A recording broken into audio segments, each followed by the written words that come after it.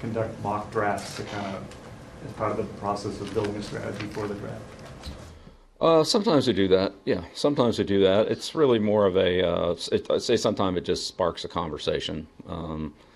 We might internally say, okay, how about player A and player B and player C? And if you did a mock draft where kind of each guy has a team, and okay, it's your turn, you pick this, and now you look at the board, okay, it's our turn to pick. And gee, here's a scenario we hadn't really thought about. We didn't really picture that this guy would be there, or we didn't, and so that kind of can stimulate some. Again, we don't know what the other teams are going to do, and we don't know what we're going to do. I don't know. Then many of them probably don't know what they're going to do either. It would depend on what happens in front of them. But again, it's just an exercise to just kind of complete the process of preparation, and that's the way it is on draft day too. There's a lot of times you're sitting there looking at players that I thought this player would be there and he's long gone, or I didn't think this player would be there and he's still there.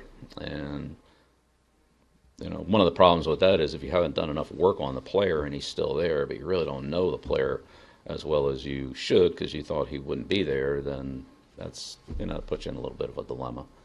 And then you're kind of in the unknown, where you don't want to be. It's hard enough when you think you know what you're doing. It's even harder when you're kind of guessing because it just didn't anticipate this. So I'd say that's kind of the purpose of the mock draft. I mean, we don't sit around and do it all day, but we do it as an exercise just to kind of, as I said, stimulate